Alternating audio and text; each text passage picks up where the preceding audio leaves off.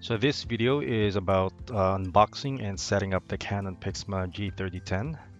So tingnan natin kung anong nasa loob ng box included sa package. So a bunch of styrofoams for cushion. We have the power cable. And then we have the included USB cable. Just a regular USB cable for wired connection. And then of course yung mga kasamang inks. We have the cyan, the magenta, the color yellow, and of course the color black. Now, itong printer na to, may included siyang two not disposable cartridges for both black and color. So, maganda to kasi ibig sabihin, pwede natin in case ma-damage yung printhead in the future due to wear and tear, pwede natin palitan separately without, hindi natin kailangan baklasin yung printer. Mas madali siyang maabot without using any tools at all. So we also have the included manuals, CD for the printer driver, and some warranty cards. So set aside lang natin for the meantime. And then of course yung printer itself. Hindi siya ganun kabigat actually. Maybe dahil wala pa siyang laman inks. Pero tingnan natin after ng setup. So ito na yung Canon printer natin. Tanggalin lang natin yung mga tapes niya for protection sa shipping para hindi gumalaw-galaw yung mga parts niya. So by the way, make sure na na-remove nyo lahat ng tapes including yung nasa loob sa may lagayan ng printhead, as you can see. Kasi otherwise, it might cause damage to your printer kapag tinry nyo i-turn on with those tapes still attached. So pisain nyo lang yung lever, yung blue lever na yan, and then itaas nyo yung cover para ma-lift nyo yung cover ng printhead bay. So next, buksan natin yung packaging ng printhead.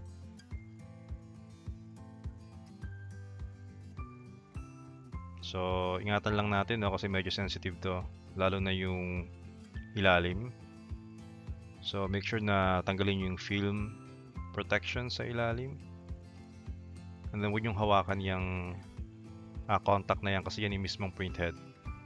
So, this is by the way labeled B, so which means na dun siya sa black labeled area ng printhead bay. So, place nyo lang firmly. You don't need to push it hard, no? So, ilapag nyo lang ng tama. Just be very careful kasi again, medyo may kamahalan to kapag bibili kayo ng replacement part. So, this one is labeled C for color. Tanggalin lang natin ulit yung film. Make sure na huwag nyo hawakan. Again, yung contacts na yan. So align lang natin. Basta sundin nyo lang yung label na nandoon sa mismong printer. You can't go wrong. So C is for color, B is for black. And then push down nyo na yung cover. You're gonna hear a click. So sinisecure lang natin, no? And then pindutin nyo lang tong dalawang blue na button na to to lock it in place.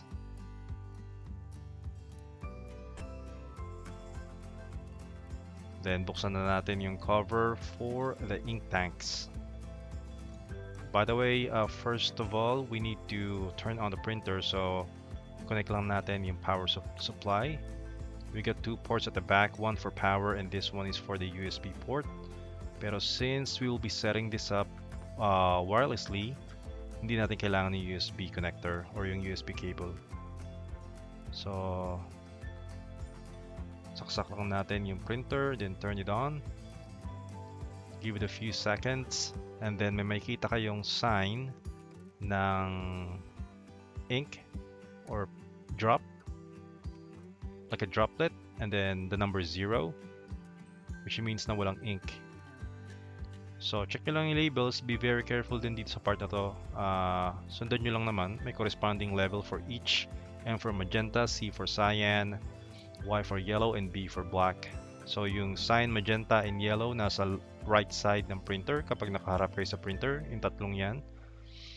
And then yung black side is the one on the left. So nakahiwalay yung black ink tank. So madali lang naman, pretty straightforward. Just in case magkaroon kayo ng spill, just use a napkin or a tissue paper para linisin.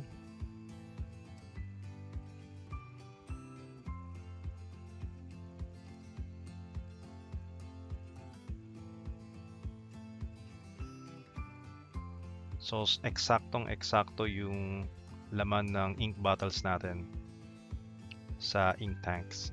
So sara lang natin, make sure na nakasecure lahat ng rubber covers. And then turn on natin yung printer for the first time. This time magta-try siyang magkarga or magpondo sa print head mismo. As you can see, dumadaloy na yung ink. Yan, ibig sabihin pumupondo na siya. Hintayin nyo lang. This process, by the way, naka-fast forward lang to, pero it usually takes around 5 to 6 minutes para mag-charge yung ink.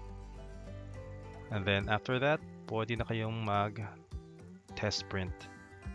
But of course, since we will be trying to set this up wirelessly, download lang kayo sa Play Store or sa App Store ng Canon Print Inkjet /selfie.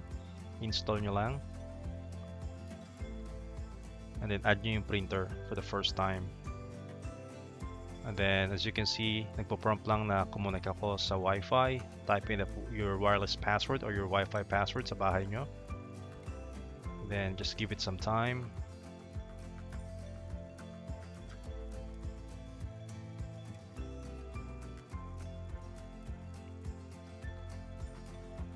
And we should be good to go. So from here, we can already start printing. So mapipili nyo na yung mga images or documents sa phone nyo kung anong gusto nyo i-print. And then there's an option here on the bottom left for print settings. So it's just the usual print settings that you have on your computer. The fonts, the paper, whether you'd like to print in glossy paper or matte paper, A4, the size of the paper, A5. And then select.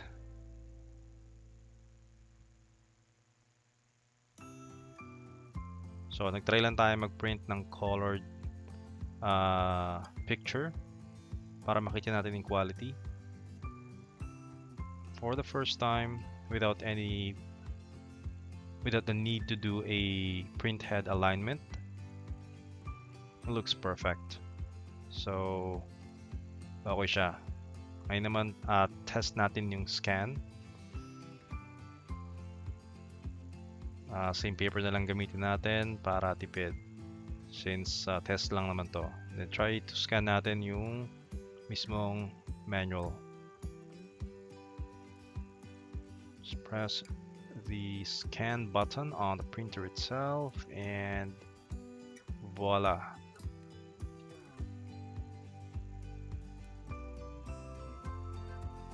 Working as expected. So try na naman natin i-set up ngayon from the computer. So you just need to Google Canon G3010 driver, and then yung first link, click nyo lang yon if you're using Windows. By the way, this will not gonna work on Mac. So that's the downside of this printer. So as you can see, ito yung lahat ng supported operating system from Windows 10, Windows 8.1, Windows 7, but it does not support Mac. It will support iOS devices, pero hindi yung Mac operating system. So download lang natin yan, and then once downloaded, install. And then just click on settings para sa language, just in case na iba yung language nyo, and then click on next, then save, and then start the setup.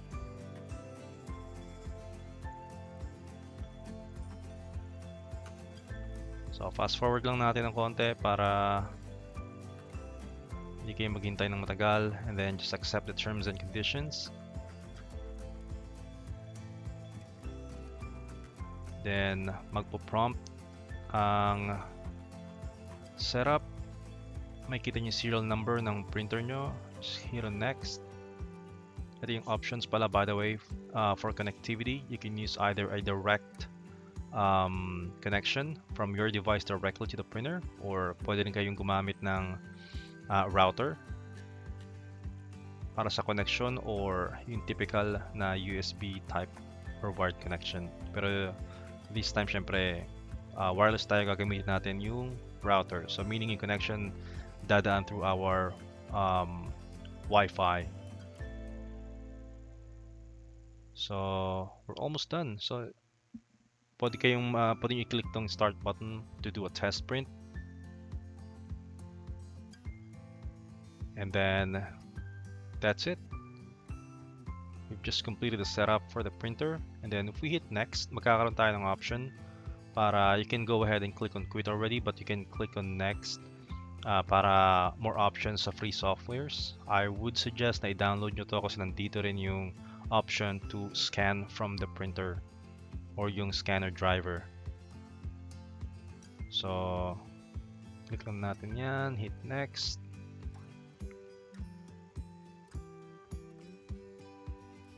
Just in case na confused kayo, you can always click this for the instructions para kung paano i-download via iOS or Android devices. Download nyo lang yan ng Canon Print Inkjet Selfie. Then hit on next, and then magsa-setup siya, just a few seconds, and we should be done.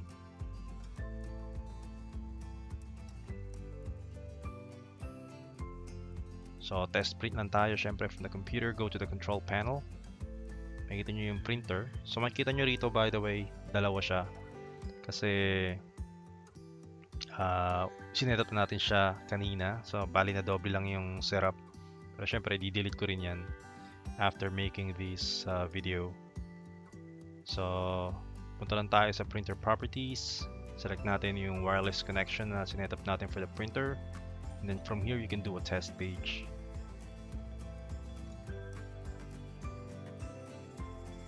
Just in case na gusto nyo matest yung kung gumagana na via Wi-Fi yung printer nyo from your computer. So good thing about this is you can place your printer anywhere sa bahay nyo or sa office nyo, and makakapag-print kayo wirelessly. Kasi masyadong maigsi yung included USB cable niya, and medyo hassle din kapag kailangan katabi nyo siya lagi or kailangan nyo siyang itabi sa mismong computer nyo, especially kapag limited yung desk space.